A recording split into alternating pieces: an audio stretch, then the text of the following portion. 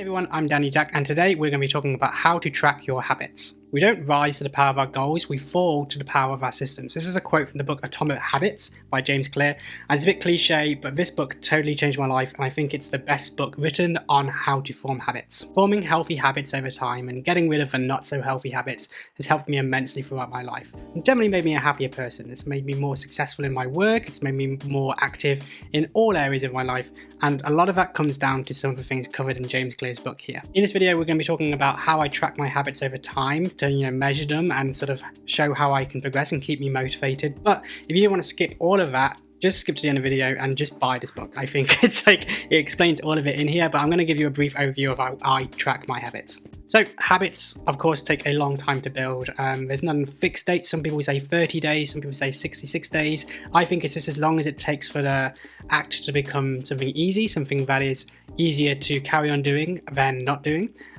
So yeah, it totally depends on habit. But a habit tracker is a great way to kind of chart your progress and keep you motivated so that you can see that you are clocking in every day and getting that habit done. Using a habit tracker helps you stay focused, it helps you stay motivated, and it just gives you a visual representation of how well you're doing at the time. The great thing about using a habit tracker is the rewarding part of it. We have a very small feedback loop where every day when we're ticking off the thing we've got done, there's that rewarding sense of satisfaction. The problem with starting a habit such as something like running or something like that, or eating healthily, is that the rewards aren't immediately obvious to us. By having a habit tracker, we have something we can tick off, and that's like in a little bit of positive feedback, and that positive feedback loop keeps us going till the next day. I think in future episodes, I'd like to do some videos about habits and how we can use habits to work towards our bigger goals. But just in this episode, we're going to stay on how to track the habits. We're going to talk mostly about the theory of using a habit tracker. I'm going to talk about like apps and systems that I personally use at the end. But I think when it comes to choosing what system we use, that's a very personal choice. So we're not going to take too much time talking about that. But I'm going to talk about the things I think every habit tracker should have. So without any further ado, let's get into what I think you should have in your habit tracking system. Firstly, I think when you're just getting started using a habit tracker, I think you should start small. Start incredibly small. So let's say you have this big goal that you want to run a marathon. If you wanted to track your progress of like getting into a running habit, I would probably put on the tracker something like running for 5 minutes or running for 30 seconds or whatever feels like you've got started on doing the habit so that you can tick it off. I think if you start setting a habit tracker with running 10 miles every day and you haven't been running previously, then it can be very hard to stick to that habit. So set that habit really, really low. Set the actual thing you can actually cross off as a very low barrier, and that way you are much more likely to use a habit tracker in the long run. Another example is, let's say you want to start a reading habit to maybe read Atomic Habits. You would set the habit as reading, say, just 1 page a day, as opposed to reading for an hour. Once you're getting used to reading just 1 page a day, then you can start to ramp it up a little bit. Then you're saying, I can read 2 pages a day or whatever. I mean, you can read more than this. Like, you don't have to just read for 1 page and then stop. That's absolutely fine. But 1 page is the minimum amount you need to cross it off your habit list. The other thing I would say about getting started with using a habit tracking system is not to put all your habits on there at once.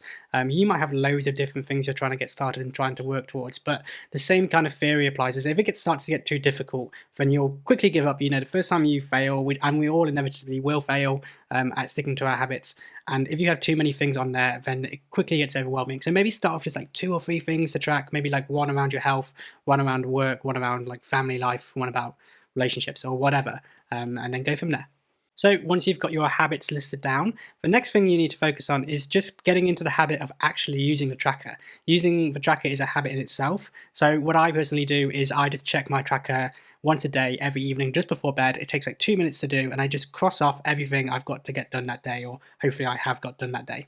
Once you've done that, your next step is just to focus on crossing it off every day and then starting to build up a little bit of a streak. Once you've got that streak going, your only goal is to not break the chain. The don't break the chain method was made famous by Jerry Seinfeld, the legendary comedian. And what he would used to do when he was first starting off in comedy is that he would make a habit of writing 1 joke a day. It didn't have to be a good joke, it didn't have to be funny, it just had to be some sort of joke. His end goal obviously was writing a whole show or writing, like a stand-up routine. But he was just focused on writing just that 1 joke. So he had a big calendar put on his wall, and every single time he would complete the 1 joke, he would just put a cross on that particular day. Over time, that would start building up, and he'd have 20, 30, 40 days in a row where he'd written a joke every single day. And that was his goal. Like the idea of breaking that chain was motivating enough that he would just keep going over and over time. And that's how habit trackers get even more motivating the longer you're using them. Of course, despite our best efforts, there might be times when we can't complete said habit on a day. So what I like to do is have a don't fail twice rule.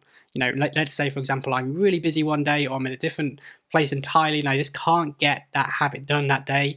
I don't beat myself up on it. I just make sure that I don't fail twice. So next day, I'll make sure I do the habit, give myself one skip day. The habit tracker I use, Habitify, it does have a way you can skip one day and then make sure that I am showing up the next day. That way, even if for example, with running, even if I miss a day, I know that I'm running at least every other day, which is far better than not running at all. So as you might imagine, there are many different habit tracking systems out there. There are loads of apps and websites, or you can use something a bit more analog. For example, James Clear does have a habit tracking journal he has available on his website. So you can go into there and you can have a look at that. And basically it's a really nice notebook where you can go through and write down your own habits and then just cross it off as you go along. You could just put a piece of paper up on the wall somewhere where you could see it and just cross it off every time you do the habit. Or what I do is I use apps. So there are two habit tracking apps I would definitely recommend. One I've been using for a really long time, which is called Habitica. Habitica is kind of built around turning your life into a bit of an RPG video game. So it's pretty cool. Basically, you have your own little character, and as you start to do the habits, your character will gain experience points and level up. So if you've ever played games like Final Fantasy, this probably sounds very familiar to you. You'll get rewards, you can customize your character. It's really, really cool. The only downside to it, I would say, is you can't really set up skip days, which is a part of how I like to track habits. And the other thing is it's pretty robust. There's a lot going on, and I think that can get a little bit overcomplicated. So what I'm currently trying using is Habitify, which is a similar kind of app, but it's very, very much stripped back. And it just has the apps on there, but it does let you see, your chain. It lets you see how many times you've done the habit. It lets you have things like skip days. It lets you set habits for maybe certain days, so that way you can have daily habits, you can have weekly habits, maybe habits just for the weekend. So just to show you how Habitify works, so I've got a few habits on here. So for example, here I've got drink water. So I have my water right here. I only have to drink 2 liters of water a day. The way I measure that is just by having one big 2-liter jug, and I just pour from that throughout the day. So I've done that, so I can tick that off. So that's done. There you go. Happy little noise to show that I've done it. I've also got write in my journal here, which is a very short 5-minute gratitude journal I do every morning and every evening. Literally takes 5 minutes. I've got read books here, which I've got up to about 30 minutes a day. So that's my minimum amount of reading I do every day. If I want to read more than that, then I can do. I've got meditate just for 5 minutes. So once again, a very small amount. I have message a friend. So that's literally just sending a WhatsApp message just to someone who I haven't spoken to in a while. I try and get into the habit of doing that every single day. And then, there's some other ones around work, just trying to work focused in the morning. I have a writing habit of 500 words a day. Yes, they're all pretty small habits. Obviously, it's not just doing just that, but that is the minimum amount. And I tick it off every day just before I go to bed, and works pretty well for me. So that is it about how I track my habits. Hopefully you found that useful. Hopefully you want to give it a go yourself. If you have any questions, obviously just leave them in the comments. And thank you so much for watching. If you've enjoyed the video, press like, press subscribe, and I will see you on the next one. Thanks so much for watching.